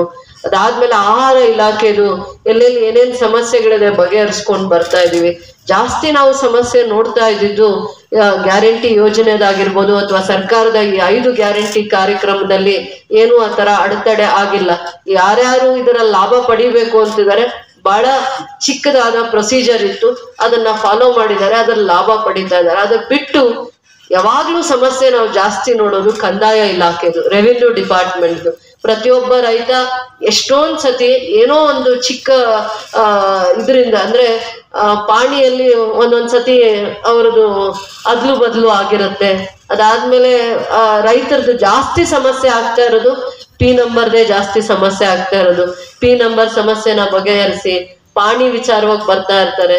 ಅಥವಾ ನಾವ್ ಯಾರಿಗೆ ಜಾಗ ಅಲಾಟ್ಮೆಂಟ್ ಮಾಡಿರ್ತೀವಿ 53 ಇರ್ಬೋದು, 53ನೇ ಇನ್ನ ಅಲಾಟ್ಮೆಂಟ್ ಮಾಡಿರೋದು, ಅದಕ್ಕೆ ಅವರು ಓಡಾಡ್ತಾ ಇರ್ತಾರೆ, ಅದ್ರದ್ದು ಇದನ್ನ ತಗೊಂಡಿರ್ತಾರೆ. ಇಂಥವ್ ಎಷ್ಟೊಂದು ಅದಾದ್ಮೇಲೆ ಜಾಗದ ವಿಚಾರದಲ್ಲಿ ಸರ್ಕಾರದ ಜಾಗ ಇದ್ರೆ ನಮ್ಗೆ ಅಲಾಟ್ ಮಾಡ್ಬೇಕು, ನಾವು ನಿವೇಶನ ಕಟ್ಕೋಬೇಕು ಅಂತ ಅಂದ್ಬಿಟ್ಟು ಇಂಥವನ್ನೇ ನಾವು ಸೂಕ್ಷ್ಮವಾಗಿ ಅಬ್ಸರ್ವ್ ಮಾಡಿದೀವಿ. ಅದ್ರಲ್ಲಿ ವಿಶೇಷವಾಗಿ ಪಂತ್ನಳ್ಳಿದು, ಅದಾದ್ಮೇಲೆ ರಾಮಸಾಗರ ಪಂಚಾಯತಿಯಲ್ಲಿ ಕೂಳೂರ್ ಅನ್ಸುತ್ತೆ ಬಂದಿದಾರ ಅವರು ಅಧ್ಯಕ್ಷರು, ರಾಮಸಾಗರ ಪಂಚಾಯತಿ ಅದೇ ಕೂಳೂರ್ದಲ್ವಾ. 20-30 ವರ್ಷಗಳಲ್ಲಿ ಒಂದು ಗ್ರಾಮ, ನಾನು ನೋಡಿರುವಂತ ಒಂದು ಗ್ರಾಮ ವಿಶೇಷವಾಗಿತ್ತು. ಆ ಗ್ರಾಮ ನನ್ನನ್ನು ಆ ಊರಿಗೆ 1 ಕೋಟಿ ರೂಪಾಯಿ ಅಷ್ಟು ದೇವಸ್ಥಾನ ಕಟ್ಟಿರ್ತಾರೆ. 1 ಕೋಟಿ ಅನುದಾನದಲ್ಲಿ, ಸರ್ಕಾರದ ಅನುದಾನ ಅಲ್ಲ, ಗ್ರಾಮಸ್ಥರೇ ತಮ್ಮ ಅನುದಾನದಲ್ಲಿ 1 ಕೋಟಿ ಮೇಲೆ ದುಡ್ಡು ಖರ್ಚು ಮಾಡಿ ಆ ಊರಲ್ಲಿ ದೇವಸ್ಥಾನ ಕಟ್ಟಿರ್ತಾರೆ. ನಾನು ಆ ಊರಿಗೆ ಹೋದಾಗ ಎಲ್ಲೋ ಒಂದತ್ರ ರಸ್ತೆ ಇರಲ್ಲ, ನೋಡ್ಕೊಂಡೇ ಹೋಗ್ತೀನಿ. ಅದಾದ್ಮೇಲೆ ಗ್ರಾಮದೊಳಗಡೆ ಹೋದಾಗ ಒಂದಷ್ಟು ಕುಟುಂಬಗಳಿಗೆ ಮನೆ ಇಲ್ಲ, ಗುಡಿಸ್ಲು ಅಂತಂದ್ರೆ ಹುಲ್ಲಲ್ಲಿ ಗುಡಿಸ್ಲು, ಅದ್ರ ಮೇಲೆ ಪ್ಲಾಸ್ಟಿಕ್ ಶೀಟ್ ನ ಹಾಕಿದ್ದಾರೆ, ಪ್ಲಾಸ್ಟಿಕ್ ಶೀಟ್ ಇಂದ ಕವರ್ ಮಾಡಿದ್ದಾರೆ ಅಷ್ಟೇ.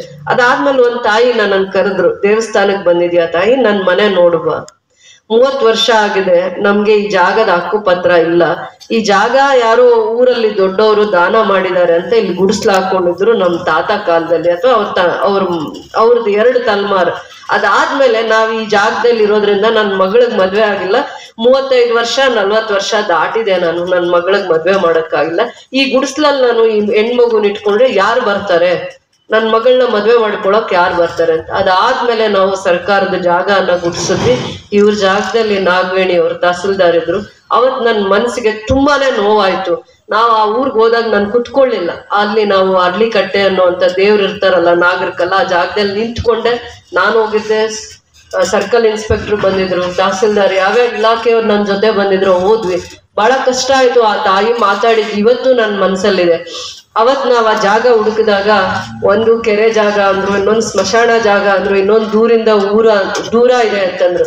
ಅದಾದ್ಮೇಲೆ ನಾವು ಸರ್ಕಾರದ ಜಾಗ ಗುರ್ತಿಸೋ ಅಷ್ಟರಲ್ಲಿ ಪಂಚಾಯತಿಯವರು ಆ ಜಾಗದ ವಿಚಾರವಾಗಿ ಮೀಟಿಂಗ್ ಮಾಡಿಲ್ಲ. ಇಷ್ಟು ಜನಕ್ಕೆ ಸರಿಯಾಗಿ ವಾಸ ಮಾಡ್ಲಿಕ್ಕೆ, ನಿವೇಶನ ಕಟ್ಕೊಳ್ಳೋದಿಕ್ಕೆ ಅಥವಾ ಜಾಗ ಹಂಚಿಕೆ ಮಾಡೋದಿಕ್ಕೆ ಒಂದ್ ಮೀಟಿಂಗ್ ಮಾಡಿರಲಿಲ್ಲ ಪಂಚಾಯತಿಯಲ್ಲಿ. ಅದಾದ್ಮೇಲೆ ಆ ಪ್ರೊಸೀಡಿಂಗ್ಸ್ ಎಲ್ಲ ಮಾಡಿ ನಾವು ಆ ಜಾಗನ ಸರ್ಕಾರಕ್ಕೆ ಪ್ರಸ್ತಾವನೆ ಕಳಿಸ್ತೀವಿ ತಾಲೂಕು ಆಫೀಸ್ ಮುಖಾಂತರ. ಅದಾದ್ಮೇಲೆ ಡಿ ಸಿ ಆಫೀಸ್ ಅವರು ಪಂಚಾಯತಿಯವರಿಗೆ ಮಾರ್ಗದರ್ಶನ ಕೊಡ್ತಾರೆ. ಎಷ್ಟು ಜನಕ್ಕೆ ಆ ಹಳ್ಳಿಯಲ್ಲಿ, ಆ ಗ್ರಾಮದಲ್ಲಿ ನಿವೇಶನ ಇಲ್ಲ, ಎಲ್ಲಾರ್ದು ಪಟ್ಟಿ ಮಾಡಿ, ಬರೀ 10 ಕುಟುಂಬ ಅಥವಾ 5 ಕುಟುಂಬಕ್ಕೆ ಅಲ್ಲ ಅಂತ. ಅದಾದ್ಮೇಲೆ ನಾವು 1 ಎಕರೆನ 2 ಎಕರೆ ಜಾಗ ರಿಸರ್ವ್ ಮಾಡ್ತೀವಿ. 2 ಎಕರೆ ಜಾಗ ರಿಸರ್ವ್ ಮಾಡ್ತೀವಿ, ಸರ್ಕಾರದ್ದೇ ಜಾಗ. 2 ಎಕರೆ ಜಾಗ ನಾನು ರಿಸರ್ವ್ ಮಾಡಿ ಆ ಜಾಗ ಎಲ್ಲಿದೆ ಅದು ಬಸ್ ನೋಡಕ್ ಹೋದಾಗ ಅಲ್ಲೊಬ್ಬ ರೈತರು ನಮ್ಮನ್ನ ಅಡ್ಡ ಹಾಕ್ತಾರೆ. ರೈತರು, ನಾನು ಹಸುಕ್ ಶೆಡ್ ಕಟ್ಟಿದ್ದೀನಿ, ನನ್ ಮನೆ ಅಲ್ಲಿದೆ ಊರೊಳಗಡೆ, ಈ ಸರ್ಕಾರದ ಜಾಗದಲ್ಲಿ ನಾನು ಜಾಗ ಇಟ್ಕೊಂಡಿದ್ದೀನಿ, ಅದಕ್ಕೆ ಏನು ಅವ್ರ ಮನೆ ಕಟ್ಕೊಂಡಿರಲ್ಲ, ಏನು ಮಾಡ್ಕೊಂಡಿರಲ್ಲ, ನಾನು ಯಾವ ಪೊಸಿಷನ್ ಅಲ್ಲಿ ಇದೆಯೋ ಅದನ್ನ ಬಿಡ್ಬೇಕು ಅಂತಂದ್ಬಿಟ್ಟು ನಾನು ಹೇಳ್ತಾ ಇದ್ದೀನಿ. ಚಾಲೆಂಜಸ್ ಇಲ್ಲಿ ನಾನು ಪತ್ರ ತಗೊಂಡ್ಬಿಟ್ರೇನೆ ಸಮಸ್ಯೆ ಬಗೆಹರಿಯಲ್ಲ. ನಾನು ಅವ್ರ ಜೊತೆ ಹೋಗಿದ್ದೀನಿ, ಓದಾಗ ನನ್ನ ಅನುಭವಕ್ಕೆ ಬಂದಿರೋದು. ಯಾಕಂದ್ರೆ ಅವ್ರು ಇವತ್ತು ಬಂದಿರ್ತಾರೆ ನಮ್ಮ ಮೇಲೆ ನಂಬಿಕೆ ಇಟ್ಕೊಂಡು. ನಾವು ಹೇಗ್ ನಮ್ಮ ಸಮಸ್ಯೆನ ಬಗೆಹರಿಸ್ತೀವಿ ಅಥವಾ ಅವ್ರ ಸಮಸ್ಯೆಗೆ ಬೆಲೆ ಕೊಡ್ತೀವಿ, ಹೋಗ್ತೀವಿ, ಮತ್ತೆ ನಾವು 1 ಸತಿ ಅಲ್ಲ 10 ಸತಿ ಪ್ರಯತ್ನ ಮಾಡ್ತೀವಿ ಅಂತ ಹೇಳ್ಬೇಕು. ಸರ್ಕಾರದ ಜಾಗ 2 ಎಕರೆ ಜಾಗ ಗುರ್ಸ್ತೀವಿ, ಅದ್ರಲ್ಲಿ ಒಂದು 10 ಜನ ಅಲ್ಲೂ ಕೂಡ ನಮಗ್ ಜಾಗ ಇಲ್ಲ ಅಂತ ಮನೆ ಕಟ್ಕೊಂಡಿದೀವಿ, ನನ್ ಜಾಗ ಇಲ್ಲ ಹಸು ಶೆಡ್ ಹಾಕೊಂಡಿದೀವಿ, ನನಗ್ ಜಾಗ ಇಲ್ಲ, ಈ ಜಾಗನ ಉಪಯೋಗ. ನಾವ್ 10 ಜನನು ಸಮಾಧಾನ ಮಾಡಿ ವಿಶ್ವಾಸಕ್ಕೆ ತಗೊಂಡು ಮತ್ತೆ ನಾನು ಅದನ್ನ ಆ ಜಾಗ ಅದ್ಭುತವಾಗಿರುವಂತ ಜಾಗ, ಮತ್ತೆ ಯಾರು ಇವತ್ತು ಪೊಸಿಷನ್ ಅಲ್ಲಿ ಇದ್ದೀರಾ ಅವ್ರನ್ನ ಬಿಟ್ಟು ಮಿಕ್ಕಿದ ಜಾಗ ಎಲ್ಲಾನು ಕೂಡ ನೀವು ಅಲ್ಲಿ ಯಾರು ರೈತರಿದಾರ, ಬಡವರಿದಾರ, ಏನ್ ಶಕ್ತಿ ಇಲ್ದೇ ಇರೋರು ಇದಾರೆ, ಅವ್ರು ಏನ್ ಪೊಸಿಷನ್ ಅಲ್ಲಿ ಇದಾರೆ ಅದ್ರದ್ದು ಫೋಟೋ ತಗೊಂಡು ಅವರಿಂದ ಲೆಟರ್ಗೆ ಸೈನ್ ಮಾಡಿಸ್ಕೊಂಡು ಎಂಡಾರ್ಸ್ಮೆಂಟ್ ಇಟ್ಕೊಳ್ಳಿ. ಪಂಚಾಯತಿಯವರು, ರೆವಿನ್ಯೂ ಡಿಪಾರ್ಟ್ಮೆಂಟ್ ಅವರು ಖಂಡಿತವಾಗೂ ವಿಸಿಟ್ ಮಾಡಿ ಜೊತೆಯಲ್ಲಿ ಅಂತೇಳಿ ಇಷ್ಟೆಲ್ಲ ಪರಿಶ್ರಮ 5 ತಿಂಗಳು ತಗೊಂಡಿದ್ರು. ನಾನು ಅನ್ಕೊಂಡೆ ಇವತ್ತು ಹೋಗ್ಬಿಟ್ಟು ಬರ್ತಾನೆ ತಹಸೀಲ್ದಾರ್ನ ಕಳಿಸಿ ನಾಳೆನೆ ಜಾಗ ಮಂಜೂರು ಮಾಡ್ಬೋದು ಅನ್ಕೊಂಡೆ. ಒಂದು ಬುಕ್ಕರ್ದ ಸಭೆ ಮಾಡಿದಾಗ ನೆಕ್ಸ್ಟ್ ಅದ್ರ ಪ್ರಯತ್ನ 5 ತಿಂಗಳು ತಗೊಂತು. ಯಾಕಂದ್ರೆ ನೀವು ನನ್ನನ್ನು ನಾಳೆ ಪ್ರಶ್ನೆ ಮಾಡ್ಬೋದು, ಇವತ್ತು ಇವ್ರು ಕುಂದುಕೊರತೆ ಸಭೆ ಮಾಡಿದ್ರು, ವಾರದಲ್ಲಿ ಎಷ್ಟು ಸಮಸ್ಯೆಗಳನ್ನ ವಿಲೇವಾರಿ ಮಾಡಿದ್ದಾರೆ, 15 ದಿನದಲ್ಲಿ ಎಷ್ಟು ಮಾಡಿದ್ದಾರೆ ಅಂತ. ಯಾಕಂದ್ರೆ ಒಂದು ಅನುಭವ ಹೇಳ್ಬೇಕು. 20-30 ವರ್ಷದಲ್ಲಿ ಕೊಡಕ್ಕಾಗದೆ ಇರೋದು, ಪಂಚಾಯತಿಂದ ಮನೆ ಹಾಕಿದ್ದಾರೆ, ಮನೆ ಕಟ್ಕೊಳ್ಳೋದು ನಿಲ್ಸಿದ್ರು. ಸಾಫ್ಟ್ವೇರ್ ಇಂಜಿನಿಯರ್ಸ್ ಆ ಮಕ್ಕಳು ದೇವಸ್ಥಾನಕ್ಕೆ ಎಷ್ಟೋ ಲಕ್ಷಗಳು ಕಾಂಟ್ರಿಬ್ಯೂಟ್ ಮಾಡಿದ್ರು, ಆ ಮನೆ ಕಟ್ಕೂಡ್ದು ಅಂತ. ಯಾಕೆ ಅಂದ್ರೆ ಒಬ್ಬ ಕೂಲಿಗೆ ಹೋಗೋವನ್ನ, ಒಬ್ಬ ಕಷ್ಟದಲ್ಲಿರೋವನ್ನ ಒಬ್ಬ ಎಕ್ಸ್ಪ್ಲಾಯ್ಟ್ ಮಾಡ್ಕೊಂತಾನೆ. ಸಂಜೆ ಆದ್ಮೇಲೆ ಅವ್ನ್ ಮೈ ನೋವು ಕುಡ್ದಿದ್ರೆ ಅವ್ನ್ ಹಿಂಗ್ ಮಾಡು ಹಂಗ್ ಮಾಡು ಅಂತ ಹೇಳ್ಕೊಟ್ಟಿರ್ತಾನೆ. ಜಾಗ ಕೊಟ್ಟಿರೋನ್ ಮೇಲೆನೆ ಒಂದಿನ ಗಲಾಟೆ ಮಾಡಿರ್ತಾರೆ. ಜಾಗ ಕೊಟ್ಟಿರೋನ್ ಮೇಲೆ ಗಲಾಟೆ ಮಾಡುವಷ್ಟರಲ್ಲಿ ಅವನ ಪ್ರಾಣದಲ್ಲಿ ಇರೋರ್ಗು ಅಲ್ಲಿ ಮನೆ ಕಟ್ಟಕ್ ಬಿಡಲ್ಲ. ಇವ್ರು ಅವಮಾನ ಮಾಡಿದ್ದಾರೆ, ನಾನು ಹೆಂಗ್ ಬಿಡಕ್ಕಾಗತ್ತೆ, ನಮ್ಮ ಅಪ್ಪಗ ಅವಮಾನ ಮಾಡಿದ್ದಾರೆ ಅಂತ ಇನ್ ಸ್ವಲ್ಪ ವರ್ಷ ಅವ್ರ ಮಗ, ನಮ್ಮ ಅಪ್ಪಗ ತಾತಾಗ ಅವಮಾನ ಮಾಡಿದ್ದಾರೆ ಅಂತ ಅವ್ರು ಇನ್ನೊಬ್ರು. ಏನೂ ಜಾಗ ಇಲ್ದೇ ಇರೋರು ಎಲ್ಲಿ ಬದುಕೊಂತಾರೆ? ಆ ಮಕ್ಕಳು ಏನ್ ತಪ್ಪು ಮಾಡಿರ್ತಾರೆ? ನಮಗ್ ನ್ಯಾಯ ಮಾಡಕ್ ಆಗ್ಲಿಲ್ಲ, ಮತ್ ಹುಡುಕುದ್ವಿ ಎಲ್ಲಿ ಸಿಗುತ್ತೆ, ಸರ್ಕಾರದ್ದು ನ್ಯಾಯವಾಗಿ ನಾವೇ ಕೊಡೋದಕ್ಕೆ ಎಲ್ಲಿ ಸಿಗತ್ತೆ ಅಂತ. ಊರಲ್ಲೇ ಕೇಳ್ತಾರೆ ಅವ್ರ ಜಾಗ, ಊರಲ್ಲೇ 10 ಜನ ಇರೋತ್ರನೇ ಕೊಡಿ ನಮ್ಗೆ ಅಂತಾರೆ. ಆಗ್ಲಿಲ್ಲ, ಸರ್ಕೊಳ್ಳಲ್ಲ ಜನ. ಆ ಕಾಲ ಇತ್ತು. ಬಡವ್ರಿಗೆ ಸ್ಕೂಲ್ ಕಟ್ಟಿ, ಬಡವ್ರಿಗೆ ಶಾಲೆಗಳನ್ನ ಕಟ್ಟಿ, ಬಡವ್ರಿಗೆ ಸೈಟ್ ಹಂಚಿಕೆ ಮಾಡಿ, ಬಡವ್ರಿಗೆ ಜಮೀನ್ ಕೊಡಿ ಅಂತ. ಇವತ್ತು ಆ ಕಾಲ ಇಲ್ಲ.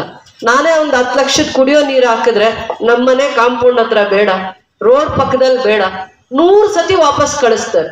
2 ವರ್ಷ ಆಗಿರತ್ ನಾನು ಅನುದಾನ ಕೊಟ್ಟು. ಇವತ್ತು ಆ ಫಿಲ್ಟರ್ ಹಾಕಕ್ ಬಿಟ್ಟಿರಲ್ಲ. ಊರ್ಗ್ ಹೋಗೋ ಅಷ್ಟ್ರಲ್ಲಿ ಲೈಟ್ ಇಲ್ಲ ಅಂತಾರೆ, ಕುಡಿಯೋ ನೀರಿಲ್ಲ ಅಂತಾರೆ. ಆಯ್ತಪ್ಪ, ನಿಮ್ ಊರ್ ಕುಡಿಯೋ ನೀರು ಕೊಟ್ಟಿದ್ದೀನಿ ಅಂದ್ರೆ ಇದು ಸ್ಕೂಲ್ ಅಂತಾರೆ, ದೇವಸ್ಥಾನ ಅಂತಾರೆ, ಇದು ನಮ್ಮನೆ ಅಂತಾರೆ. ಕಟ್ಟಕ್ ಬಿಡಲ್ಲ. ನಾವ್ ಹೇಳಕ್ ಆಗಲ್ಲ ಎಲ್ಲಾರ ಮುಂದೆ. ಈ ತರ ಸಮಸ್ಯೆಗಳು ಕೂಡ ನಾನು ಫೇಸ್ ಮಾಡಿದ್ದೀನಿ. 50 ಫಿಲ್ಟರ್ ಹಾಕ್ಸಿರ್ತೀನಿ, 20 ನಾನು ಮಾಡಕ್ ಆಗಿರಲ್ಲ ಟೈಮ್ ಲಿಮಿಟ್ ಅಲ್ಲಿ. 3 ತಿಂಗಳಲ್ಲಿ ಮಾಡ್ಬಿಡಿ ಅಪ್ಪ ಎಲ್ಲಾನು ಅಂತ ಹೇಳಿರ್ತೀನಿ. ಆಗಲ್ಲ, ಬಿಡಲ್ಲ. ಹಾಗೆ ನಾವ್ ಅನ್ಕೊಂತೀವಿ, ನಾವ್ ಅನ್ಕೊಳ್ಳೋದೇ ಒಂದು, ಆಗೋದೇ ಒಂದು. ಆದ್ರೆ ಇದು ಒಂದು ಊರು ನಿದರ್ಶನ ನನ್ಗೆ. ಈ ಒಂದ್ ಜಾಗ ನಾನು ಸಂಕಲ್ಪ ಮಾಡಿದೆ, ಯಾಕೆ ನಾನು ಮಾಡಕ್ಕಾಗಲ್ಲ, ನನ್ನ ಕೈಯಲ್ಲಿ ಯಾಕೆ ಮಾಡಕ್ಕಾಗಲ್ಲ, ಆ ಊರಿಗೆ ನಾವ್ ಯಾಕೆ ಹಂಚಿಕೆ ಮಾಡಕ್ಕಾಗಲ್ಲ ಅಂದಾಗ ಒಂದ್ಸತಿ ಅಲ್ಲ, ನಾನು 10 ಸತಿ ರೆವಿನ್ಯೂ ಡಿಪಾರ್ಟ್ಮೆಂಟ್ ಅವ್ರ ಹತ್ರ ಜಗಳ ಆಡಿದೀನಿ, ಬೈದಿದ್ದೀನಿ, ರೋಡಲ್ಲಿ ನಿಲ್ಸಿದೀನಿ, ಕೆಲಸ ತಗೊಂಡಿದ್ದೀನಿ. ಆದ್ರೆ ಇವತ್ತು ನನಗೆ ಸಮಾಧಾನ ಇದೆ, ಸಮಾಧಾನ ಇದೆ. ನಾಳೆ ನಮ್ದೇ ಅಧ್ಯಕ್ಷರಲ್ಲಿದ್ದಾರೆ ರಾಮಸಾಗರ ಪಂಚಾಯತಿಯವರು. ಆ ಹೆಣ್ಮಕ್ಳಿಗೆ ನನ್ ಜಾಗ ಕೊಡಕ್ ನನ್ ಕೈಯಲ್ಲಿ ಆಗುತ್ತಲ್ಲ, ಇವತ್ತು ಕಾಲಕ್ಕೆ ಕೂಡ್ ಬಂದಿದೆಯಲ್ಲ, ನಾಳೆ ಒಂದಿನ ನನ್ನ ಮಂತ್ರಿಗಳನ್ನೋ ಇನ್ಯಾರನ್ನೋ ಹಿಡಿದು ಮನೇನೋ ಹಾಕ್ಸ್ಕೊಂಡು ಹೋಗ್ತೀನಿ. ಆದ್ರೆ 50 ವರ್ಷಗಳ ಕಾಲ ಒಂದು ಗುಡಿಸ್ಲಲ್ಲಿ ಇದ್ದವ್ರಿಗೆ ಜಾಗ ಕೊಡೋದಲ್ಲಿರೋ ಖುಷಿ, ಅವ್ರು ನೆಮ್ಮದಿಯಾಗಿ ನಿದ್ದೆ ಮಾಡ್ತಾರೋ ಇಲ್ಲ, ನಾನ್ ಜಾಗ ಕೊಟ್ಟಿದ್ದೀನ, ಅವ್ರಿಗೆ ಹಕ್ಕುಪತ್ರ ಕೊಟ್ಟಿದ್ದೀನ, ನಾನ್ ಖಂಡಿತವಾಗೂ ದೇವ್ರ ಕೆಲಸ ಅಂತ ನೆಮ್ಮದಿಯಾಗಿ ನಿದ್ದೆ ಮಾಡ್ತೀನಿ. ಇಂಥ ಎಲ್ಲಾ ಚಾಲೆಂಜಸ್ ನಾನು ನೋಡಿದೀನಿ. ಅದು ರೆವಿನ್ಯೂ ಡಿಪಾರ್ಟ್ಮೆಂಟ್ ಅಲ್ಲಿ ಹೊಸದಾಗಿ ಬಂದಿದ್ದಾರೆ ಪಾಪ, ಆ ಚಾಲೆಂಜಸ್ ಇನ್ನ ಅವರು ಫೇಸ್ ಮಾಡಿಲ್ಲ. ಖಂಡಿತವಾಗೂ ಅದರ ಅನುಭವ ಆಗ್ಲಿ, ಬರ್ತಾನೆ ತಿಳ್ಕೊಳ್ಳಿ, ಸಮಸ್ಯೆಗಳನ್ನ ಫಸ್ಟ್ ತಿಳ್ಕೊಳ್ಳಿ, ಏನಿದೆ ಈ ಕ್ಷೇತ್ರದಲ್ಲಿ ವಿಭಿನ್ನವಾಗಿರುವಂತ ಸಮಸ್ಯೆಗಳು ಏನಿದೆ ಅದನ್ನ ಅರ್ಥ ಮಾಡ್ಕೊಂಡ್ರೇನೆ ನಾವು ದಾರಿ ಹುಡ್ಕಕ್ಕಾಗತ್ತೆ ಅಂತ ಅಂದ್ಬಿಟ್ಟು ಫಸ್ಟ್ ಸಮಸ್ಯೆಗಳ ಬಗ್ಗೆ ಅರಿವು ಮೂಡ್ಲಿ, ತಿಳುವಳಿಕೆ ಬರ್ಲಿ ಅನ್ನುವಂಥದಕ್ಕೆ ಜನಸ್ಪಂದನ ಮಾಡಿ ಎಲ್ಲಾ ತರ ರೈತರು ನಿಮ್ಮ ಹತ್ರ ಬರ್ತಾರೆ. ರೈತರೇ ಅಲ್ಲ, ಬೇರೆ ಬೇರೆ ಸಮಸ್ಯೆಗಳಿರುವಂತವ್ರು ಬರ್ತಾರೆ. ಅದನ್ನ ಬಗೆಹರಿಸೋದಕ್ಕೆ ಒಂದು ಚಾರ್ಟ್ ಲಿಸ್ಟ್ ಹಾಕೊಬೇಕಾಗತ್ತೆ.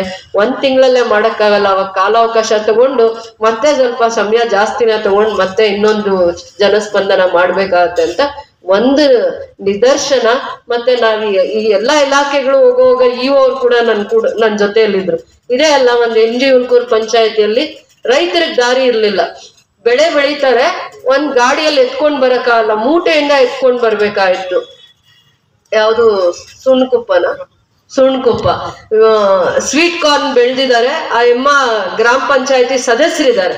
ಸ್ವೀಟ್ ಕಾರ್ನ್ ಬೆಳೆದು ಆ ಎಮ್ಮ ಮೂಟೆ ತಲೆ ಮೇಲೆ ಎತ್ಕೊಂಡ್ ಬರಕ್ಕಾಗದೆ ಅದ್ರಲ್ಲೇ ಬಿಟ್ಬಿಟ್ಟಿದ್ದಾರೆ. ಅವ್ರಿಗೆ ಬೆಳೆ ಜಾಸ್ತಿ ದುಡ್ಡು ಬಂದ್ರು ಕೂಡ ಅಲ್ಲೇ ಬಿಟ್ಟಿದ್ದಾರೆ. ಇನ್ನೂ ಒಂದ್ ಮೀಟಿಂಗ್ ಹೋಗಿದ್ರಿ, ನೀವೆಲ್ಲ ಬಂದಿದ್ರಿ. ಏನು ಜ್ಯೂಸ್ ಏನೋ ಬೆಳೆದಿದ್ರು ಅವ್ರು ಅಲ್ಲೇ ಬಿಟ್ಬಿಟ್ಟಿದ್ರು. ಅಲ್ಲಿ ಬೆಲೆ ಇದೆ ಮಾರ್ಕೆಟ್ ಅಲ್ಲಿ, ಇಲ್ಲಿ ಅವನಿಗೆ ಕೀಳಕ್ ಕೂಡ ಶಕ್ತಿ ಇರ್ಲಿಲ್ಲ. ಇಂಥವೆಲ್ಲ ಕಣ್ಣಲ್ಲಿ ನೋಡಿದಾಗ ನಮ್ಗೆ ಮನ್ಸಿಗೆ ತುಂಬಾ ಕಷ್ಟ ಆಗ್ತಾ ಇತ್ತು. ನಾವು ರಾಜಕಾಲುವೆ ಮಾಡಿದ್ವಿ, ಕಾಡಲ್ಲಿ ರಾಜಕಾಲುವೆ ಮಾಡಿದ್ವಿ, 1 ಕಿಲೋಮೀಟರ್ ರಾಜಕಾಲುವೆ ಮಾಡಿದ್ವಿ. ಅಲ್ಲಿ ಎಲ್ಲ ರೈತರಿಗೆ ಅನುಕೂಲ ಆಗ್ಲಿ ಅಂತ ಅಂದ್ಬಿಟ್ಟು ಇಂಥವೆಲ್ಲ ಮಾಡ್ಬೇಕು ಅಂತಂದಾಗ ಸಂಕಲ್ಪ ಇದ್ದಾಗ ಮಾತ್ರನೇ ಮಾಡಕ್ಕಾಗತ್ತೆ. ಅವರು ಅದನ್ನ 1 ವರ್ಷ 2 ವರ್ಷದಿಂದ ಬೇಡಿಕೆ ಇಟ್ಟಿದ್ರು. ಎಲ್ಲ ಗ್ರಾಮ ಪಂಚಾಯತಿ ಮೆಂಬರ್ಸ್ ಬರೋದು, ಇದೊಂದು ದಾರಿ ವಿಚಾರವಾಗಿ ಗಲಾಟೆ ಆಗ್ತಾ ಇದೆ, 10 ಜನ ರೈತರು ಏನ್ ಬೆಳೀತಾರೋ ಅದನ್ನ ಮಾರ್ಕೆಟ್ ತಗೊಂಡ್ ಬರೋದಕ್ಕೆ ದಾರಿ ಇಲ್ಲ ಅಂತ ಅಂದ್ಬಿಟ್ಟು ಅದಕ್ಕೆ ದಾರಿ ಇರ್ಲಿಲ್ಲ. ಅದಾದ್ಮೇಲೆ ರಾಜಕಾಲುವೆ ಮಾಡಿದಾಗ ಅಲ್ಲಿ ಮಳೆ ಇಲ್ಲದೆ ಇದ್ದಾಗ ಆ ರಾಜಕಾಲುವೆಯಲ್ಲೇ ನಾವು ಬಂಡಿಯಲ್ಲೋ ಟ್ರ್ಯಾಕ್ಟರಲ್ಲೋ ತರ್ತೀವಿ ಅಂತಂದಾಗ ನಿಂತು ಮಾಡಿಸುವಂತ ಪ್ರಯತ್ನ ಆಯ್ತು. ಅದರಿಂದ ಇಲಾಖೆಗಳ ಸಮನ್ವಯ ಜೊತೆ ಮಾತ್ರ ಇವ್ರು ಕೆಲಸ ಮಾಡಿದಾಗ, ಕುಂದುಕೊರತೆಗಳನ್ನ ಅರ್ಥ ಮಾಡ್ಕೊಂಡಾಗ ಈ ಜನಸ್ಪಂದನ ಕಾರ್ಯಕ್ರಮಕ್ಕೆ ಅರ್ಥ ಇರುತ್ತೆ ಅಂತ ಹೇಳ್ತಾ ಇದ್ದೀನಿ. ಇವೆರಡೂ ಕೂಡ ನಾನು ಕಣ್ಣಾರೆ ನೋಡಿರುವಂತ ನಿದರ್ಶನಗಳು. ನೀವು ಕೂಡ ಅದಕ್ಕೆ ಸಾಕ್ಷಿ ಆಗಿದ್ದೀರ. ಅದಕ್ಕೋಸ್ಕರ ಇಲ್ಲಿ ಕುತ್ಕೊಂಡು ಮಾತಾಡಿದ ತಕ್ಷಣ ಸಮಸ್ಯೆಗಳು ಖಂಡಿತವಾಗೂ ಬಗೆಹರಿಯಲ್ಲ. ಇಲ್ಲಿ ಕೊಟ್ಟಿರುವಂತ ಸಮಸ್ಯೆಗಳನ್ನ ಮತ್ತೆ ನಾವು ಮೂಲ ಸ್ಥಾನಕ್ಕೆ ಹೋದಾಗ ಸಮಸ್ಯೆ ಹೇಗಾಗಿದೆ, ಯಾಕಾಗಿದೆ, ಅದಕ್ಕೆ ದಾರಿ ಏನು ಅಂತ ಮತ್ತೆ ಇವರು ಚರ್ಚೆ ಮಾಡ್ಕೊಂಡು ಅದಕ್ಕೆ ಪರಿಹಾರ ಹುಡುಕಿದಾಗ ಮಾತ್ರ ಅದು ನಿಜವಾದ ಜನಸ್ಪಂದನ ಆಗತ್ತೆ ಅಂತ ಹೇಳ್ತಾ, ಯಾಕಂದ್ರೆ ಇವತ್ತು ನೀವು ಸಮಸ್ಯೆ ಎತ್ಕೊಂಡು ಎಷ್ಟೊಂದು ನಿರೀಕ್ಷೆಯಿಂದ ನಮ್ಮ ಹತ್ರ ಬಂದಿರ್ತೀರ. ನಮ್ಮನ್ನ ನೀವು ನಂಬೇಕಂದ್ರೆ 1 2 ನಿಜಾಂಶ ನಿಮ್ಗೆ ಅರ್ಥ ಆಗ್ಬೇಕು. ಎಲ್ಲಾಗಿದೆ ಅಂತ ಹೇಳಿದಾಗ ಅಲ್ಲಿ ನೀವು ವಿಚಾರ ಮಾಡ್ಬೇಕು. ಹೌದಾ, ಶಾಸಕರು ಬಂದಿದ್ರ, ತಹಸೀಲ್ದಾರ್ ಬಂದಿದ್ರ, ಅವ್ರು ಬಂದಿದ್ರ, ನಿಮ್ ಊರಲ್ಲಿ ಆ ಸಮಸ್ಯೆ ಬಗೆಹರಿದಿದ್ಯಾ ಅಂತ ನೀವು ಕೂಡ ತಿಳ್ಕೊಬೇಕು. ರಾಮಸಾಗರ ಪಂಚಾಯತಿಯಲ್ಲಿ ಕೂಳೂರಲ್ಲಿ ವಿಚಾರ ಮಾಡಿ ಇಷ್ಟೆಲ್ಲ ಪ್ರಯತ್ನ ಮಾಡಿದೀವಿ. NG ಹುಲ್ಕೂರು ಪಂಚಾಯತಿಯಲ್ಲೂ ಕೂಡ ನೀವು ಸುಣ್ಕುಪ್ಪ ಗ್ರಾಮಕ್ಕೆ ಹೋಗಿ, ಸುಣ್ಕುಪ್ಪ ಗ್ರಾಮದಲ್ಲಿ ಎಷ್ಟು ವರ್ಷಗಳ ಸಮಸ್ಯೆ ಅದು. ಆ ರೀತಿ ನೀರಿನ ಸಮಸ್ಯೆನೇ ಒಂದು ದೊಡ್ಡ ಸಮಸ್ಯೆ ಅನ್ಕೊಂಡಿದ್ದೆ, ಇಲ್ಲ ಅದಕ್ಕೆ ನೀರಿರೋ ಇನ್ನೂ ಸಮಸ್ಯೆಗಳಿದಾವೆ ಅನ್ನೋವಂಥದ್ದು ನನಗೆ ಪರಿಪಾಠ ಆಗ್ಬೇಕಂದ್ರೆ ಎಷ್ಟೋ ವರ್ಷಗಳ ಕಾಲಾವಕಾಶ ಬೇಕಾಯ್ತು ಅಂತ ಹೇಳ್ತಾ, ಖಂಡಿತವಾಗೂ ನಿಮ್ ನಿರೀಕ್ಷೆನ ನಾನು ಯಾವತ್ತೂ ಘಾಸಿ ಮಾಡಲ್ಲ. ನಾನು ಖಂಡಿತ ಸ್ಪಂದಿಸುವಂತ ಪ್ರಯತ್ನ ಮಾಡ್ತೀನಿ. ಇವರು ರಿಜಿಸ್ಟರ್ನ ಮೇಂಟೈನ್ ಮಾಡಬೇಕು. ಯಾವುದೇ ಒಂದು ಅಧಿಕಾರಿ ಮನಸ್ಸಿಂದ ಕೆಲಸ ಮಾಡಿದ್ರೆ ಖಂಡಿತವಾಗೂ ಜನರಿಗೆ ಸ್ಪಂದಿಸುವಂತ ಕೆಲಸ ಮಾಡ್ಬೋದು. ನಾವು ಕಾಟಾಚಾರಕ್ಕೆ ಮಾಡಿದ್ರೆ ಇವತ್ತು ಸಿಗ್ತೀವಿ ನಾಳೆ ಸಿಕ್ಕಲ್ಲ ಅಂತ ಓಡಾಡ್ಕೊಂಡ್ರೆ ಅವನು ಕಾಯ್ತಾ ಇರ್ತಾನೆ, ಅವನಿಗೂ ಕಷ್ಟ ಆಗಿರುತ್ತೆ. ಅವನ ಸಮಸ್ಯೆ ಇರೋದಕ್ಕೆ ನಮ್ಮನ್ನು ಹುಡ್ಕೊಂಡು ಬಂದಿರ್ತಾನೆ. ಅವನ್ನ ನಾವು ಗೌರವವಾಗಿ ನೋಡ್ಬೇಕು. ಯಾರ ರೈತ ಆದ್ರೂ ಬರ್ಲಿ, ಗೌರವಿಸಿ ಫಸ್ಟ್.